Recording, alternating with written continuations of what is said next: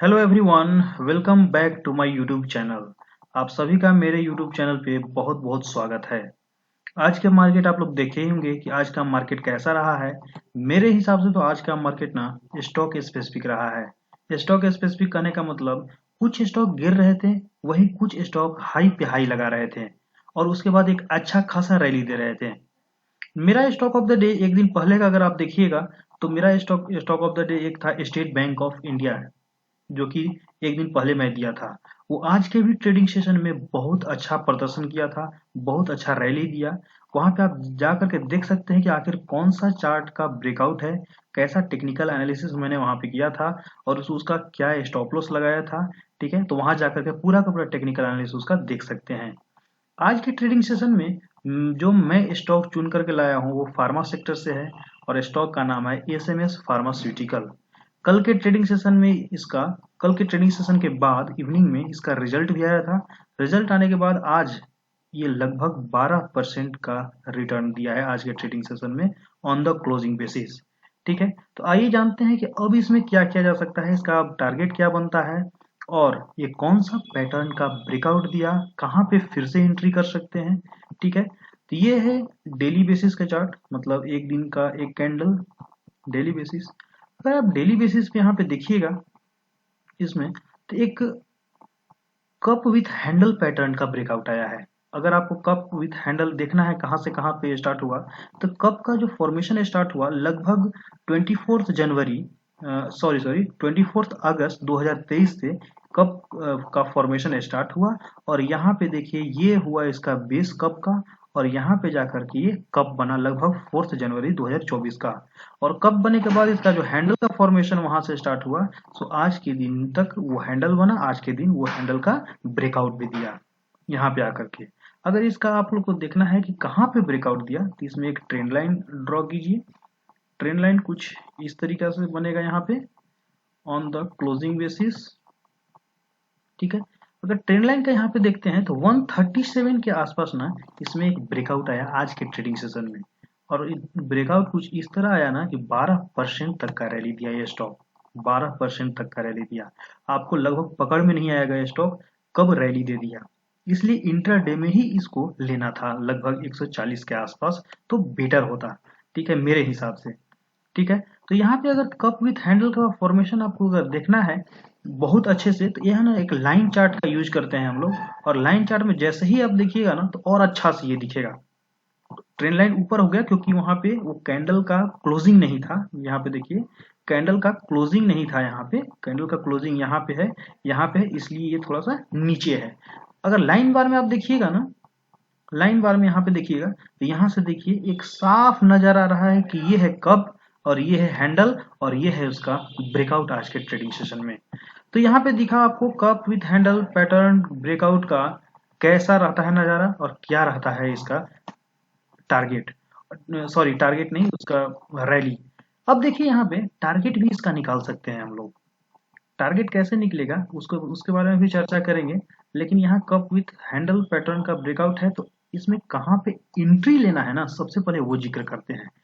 यहाँ पे देखिए आज के ट्रेडिंग सेशन में जो ब्रेकआउट दिया था, ब्रेकआउट दिया लगभग 137 के आसपास। ठीक है, ये अभी क्लोजिंग बेसिस पे 146 पे है, तो यहाँ पे थोड़ा सा इसको नीचे आने दे। नीचे आएगा तो उसको बोलते हैं हम लोग रिटेस्ट कर रहा है। रिटेस्ट करने के बाद ना जब वो रिबाउंड करने लगेगा तो उस समय हम लोग वहां पे एंट्री ले लेंगे। और जो स्टॉप लॉस लगेगा वो आज के लो का लगेगा 134 का। 134 के स्टॉप लॉस के साथ इसमें एंट्री किया जा सकता है, लेकिन कब किया जा सकता है, यहाँ पे थोड़ा सा नीचे आने के बाद लगभग 138 140 के आसपास। ठीक है, तो यहाँ से भी अभी भी एंट्री आप ले सकते हैं, लेकिन रिस्क रिवार्ड ना काफी ज्यादा बढ़ जाएगा आपका। अगर नीचे वो आने लगेगा तो 135 तक वो रिटेस्ट करने आ जाएगा, तो वहां पे आपका रिस्क रिवार्ड रेशियो बढ़ जाएगा।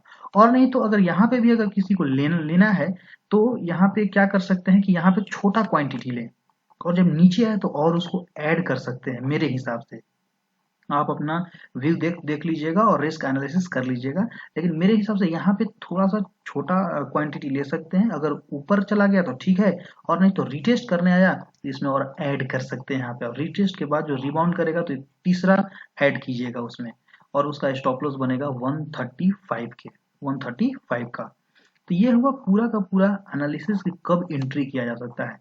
अब इसमें देखते हैं ना कि कब कहाँ और टारगेट बनेगा। टारगेट को फाइंड आउट करने के लिए ना ये डेली चार्ट काफी नहीं है, मंथली चार्ट पे हम लोग चलते हैं। मंथली चार्ट को अगर यहाँ पे देखिएगा तो मंथली चार्ट में ना on the basis of closing यहाँ पे 174 का, और अगर हाई देखिएगा तो 199 का टारगेट बनता है इसका, जो कि लाइफ टाइम हाई है इसका। इसका मतलब है कि मेरे नजर से ये 3-4 महीने के नजरिया से 199 तक का टारगेट ये दिखा सकता है अगर इस स्टॉक में रैली आया तो। क्योंकि यहाँ पे देखिए on the volume basis volume भी यहाँ बढ़ रहा है। वॉल्यूम का भी अगर पैमाना देखें तो इस मंथ में भी वॉल्यूम बढ़ा है, पिछले मंथ के में भी बढ़ा था, और इस मंथ में भी वॉल्यूम पिछले मंथ के मुकाबला बढ़ा है, जबकि अभी तो इस मंथ भी क्लोज भी नहीं हुआ है। ठीक है, अभी तो 9 ही तारीख है, अभी पूरा 20-21 दिन बचा हुआ है, तो उसमें और वॉल्यूम बढ़ेगा ही बढ़ेगा। तो अच्छा खासा वॉल्यूम के साथ ये ब्रेकआउट दिया एक दिन का ट्रेडिंग सेशन में, और अच्छा खासा वॉल्यूम भी हो रहा है। तो यहाँ पे मेरे हिसाब से इसका जो टारगेट बनता है, रेसिस्टेंस जो है यहाँ 198 का 199 का, यहाँ तक का टारगेट बनता है। अगर ये रेसिस्टेंस को ना वहां से भी अगर पार कर देता है 199, तो इसका लाइफ टाइम हाई पार कर जाएगा। मतलब इसके लिए ना खुला नीला आकाश हो जाएगा। इसका मतलब उसका टारगेट और अचीव आगे तक का होगा, जिसका फिबोनाची सीरीज से निकलेगा। अभी तक के लिए बस इतना नजरिया रखिए कि 199 तक का इसका टारगेट हो सकता है आगे आने वाले 2-3 महीना में। तो कुछ इस तरह से टारगेट भी हम लोग निकाल लिए। ठीक है, तो टारगेट भी पता चल गया, और कौन सा पैटर्न का ब्रेकआउट आया, कप विथ हैंडल का पैटर्न का ब्रेकआउट आया। तो इसमें ऐसे ही स्टॉक ना, बहुत सारे ऐसे स्टॉक हैं जिसमें रैली आ जा रहा है इंट्राडे में ही, मतलब दिन के दौरान में कभी भी रैली आ जा रहा है। तो इसी तरह आप लोग देखते रहिए कि कौन में किस टाइप सा ब्रेकआउट आया, कौन सा पैटर्न का ब्रेकआउट आया। ब्रेकआउट आने के बाद तुरंत लिया जा सकता है कि स्टॉक को। ठीक है, क्योंकि ब्रेकआउट आने के बाद एक अच्छा खासा रैली दे रहा है, तो उसके अगले दिन फिर लीजिएगा तो फिर महंगा मिलेगा आपको। ठीक है, तो मेरे हिसाब से ये था। आप अपने व्यू से देखिए, रिस्क रिवार्ड रेशियो बनाइए इसका। ऐसा नहीं है कि एक यही स्टॉक है जिसमें कप विथ हैंडल का ब्रेकआउट आया है। बहुत सारे स्टॉक है, खोजने पड़ेंगे, बहुत सारे स्टॉक है जो कि आने वाले दिन में मिलेंगे।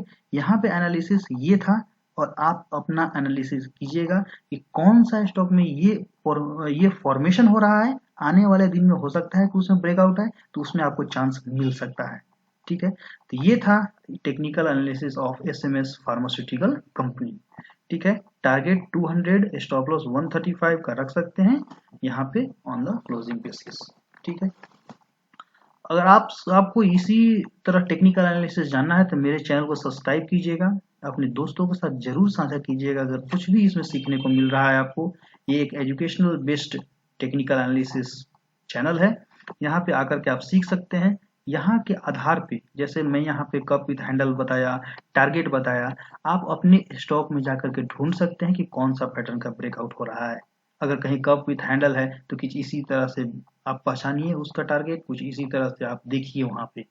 ठीक है, ओके। सो तब तक के लिए, जुड़ने के लिए बहुत बहुत धन्यवाद। चैनल को सब्सक्राइब करना ना भूलें। बहुत बहुत धन्यवाद, नमस्कार।